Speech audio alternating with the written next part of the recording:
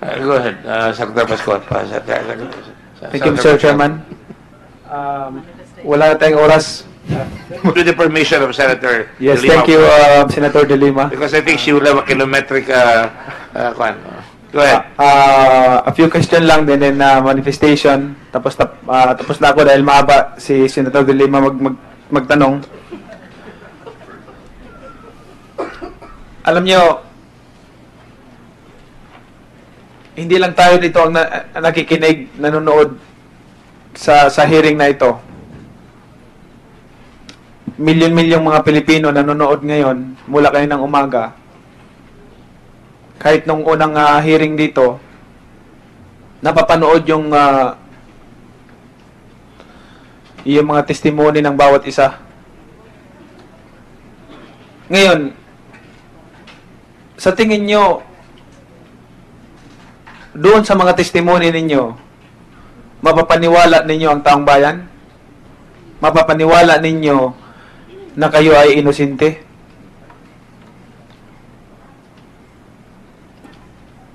Tanong ko kay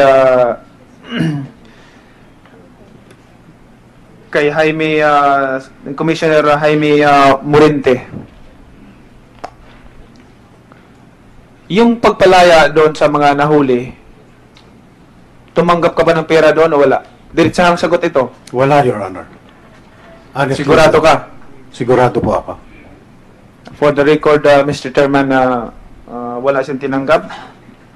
Baka may lumutang dyan na magsabi na binigyan ka ng pera.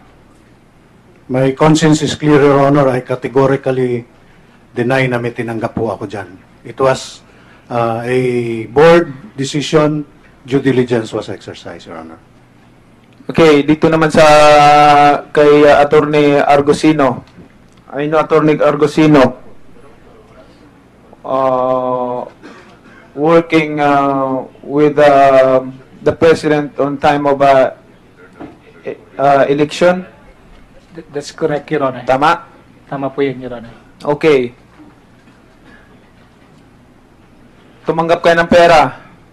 20 million kay Robles. Sa'yo, 30 million. 48 million po yung tinurnover sa amin ni Sombero. 48 million. Magkano ang dinala mo? 48 million po, Your Honor. Ang nasa position mo? Yun ho yung tinurnover sa amin ni Sombero. Kinuha niya ho yung 2 million. Ang 2 million? Yes, Your Honor. Anong ginawa niyo sa 48 million? Kinustody po namin as evidence, Your Honor. Sabi mo, dinala ni Robles yung 20. Inuwi niya ho temporarily yung 20. Pero nung 27 ho ng gabi, kinonsolidate po namin.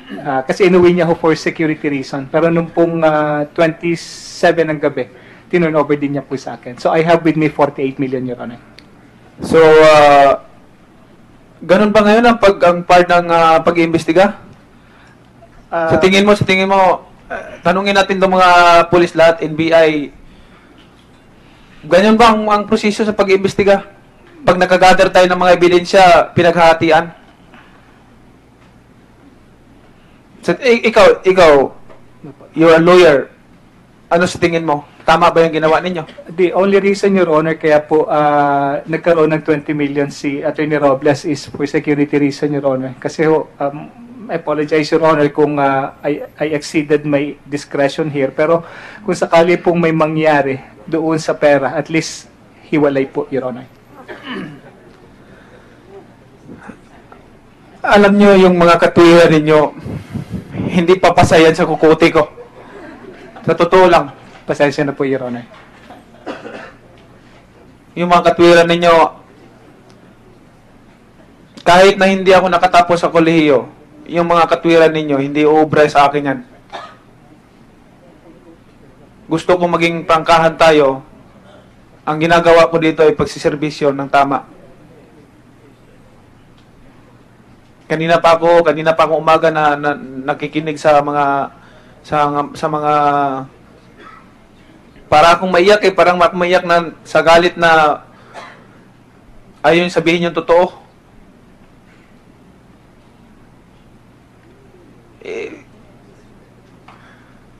Anong gagawin mo sa amin?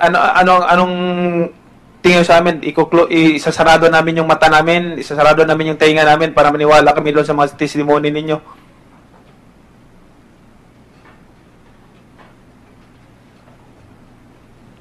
Sa akin lang, kung may takot pa tayo sa Panginoon, this country is a Christian. Majority is a Christian. Kung naniniwala pa tayo sa Panginoon, matakot naman tayo magsinungaling.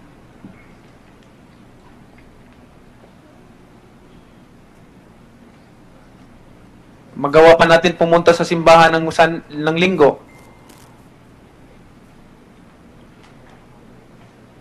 Tapos gumagawa tayo ng kasalanan laban sa gobyerno, laban sa Panginoon. Hindi ko alam kung si Atty. Robles,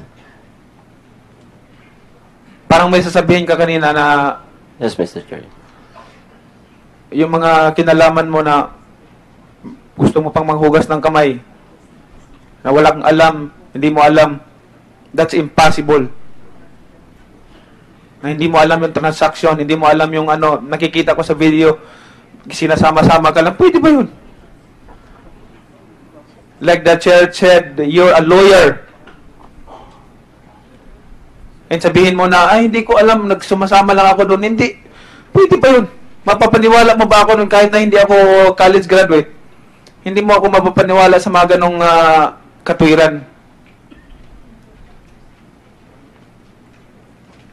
I want to hear what you have to say about that.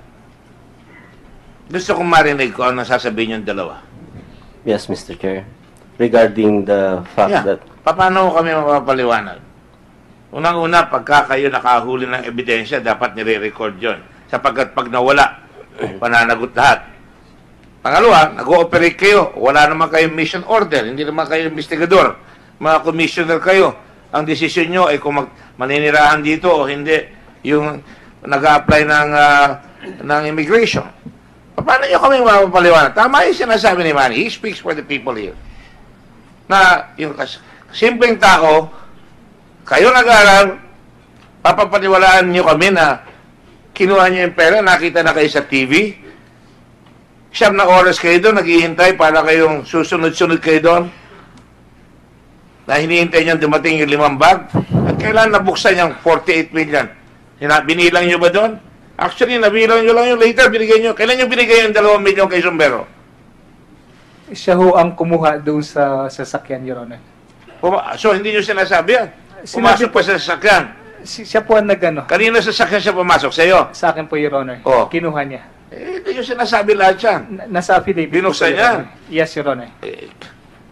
Ang ano ko lang, ganito na ba tayo mag-imbestiga? Ganito na ba ang proseso ng government natin, ng gobyerno natin? Kung ganun, hindi tayo nararapat dyan. Hindi po pwede yan. Walang mangyayari sa government natin kung gusto natin ng pagbabago, kung ganyan ang estilo ng hindi natin sinusunod yung tamang proseso. Kung nag-iimbestiga kayo, pero sa testimony ninyo, sa pagtanggap nyo ng pera, pag ninegotiate ninyo, hindi nyo kami mapapaniwala dito. It's better you tell the truth. And I believe the truth will set you free. Attorney Robles. Mr. Chair, talagang napakahirap ipaliwanag nito. And kung ako po ang tatanungin nyo, limited lang po ang pwede kong sabihin. And I don't want na mag-overlap ako sa gustong sabihin ng kasama ko.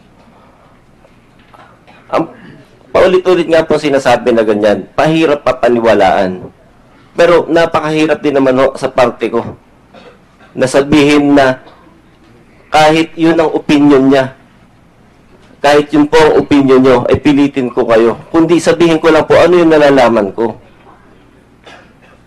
kung hindi man po paniwala na wala akong alam, napakahirap po naman sabihin sa inyo na alam ko to para lang masatisfy ko ang mga gusto ng mga makarinig. Ang gusto lang namin, sabihin nyo yung totoo dahil hindi totoo yung mga sinasabi ninyo. Gusto ko yung totoo na sasabihin ninyo dahil awan ko. Your Honor, napakahirap pong maipaintindi sa publiko yung totoo po nangyari. Pero maski ho kaming dalawa ni Attorney Robles, hindi rin ho namin ina-expect na magkakaroon. Kasi ho, Ganito yan, no? Dinala nyo pera sa bahay ninyo, tapos binigay nyo kay General Kalima yung 18 million para, ebidensya. maski ho, hirap na hirap ho kami kasi 4 months, first time ho namin sa government service, 4 months lang po kami. So, nung turn over po sa amin ni General Sombero, we were not expecting that this is the amount so huge that maski po kami, Your Honor, gulong-gulo rin po kami. Hindi, Alam nyo, Attorney Argusino, ang ebidensya, pag inuwi mo sa bahay yan, wala na yung merit of evidence. You know that? Tapos sabihin nyo na ebidensya ito, tapos binigay nyo pa yung 18 million kay General Kalima. For what? Para saan yun? Para saan yung 18 million? Para ebidensya na naman.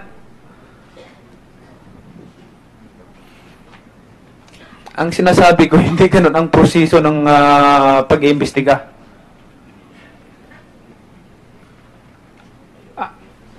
I'm sorry to tell you this, but ano lang parang masakit kasi sa loob ko.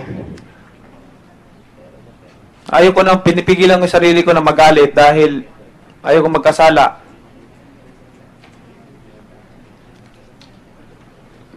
Ang taong bayan ang pinagsiservisyohan natin dito, hindi sarili natin.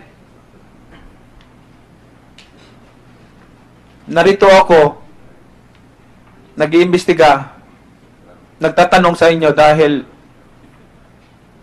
yan ang trabaho ko. Ginagampanan ko lang. Gusto kong lumabas ang katotohanan. Huwag na nating pagbabago man kaya ang gusto natin. Yun lang, Mr. Chairman.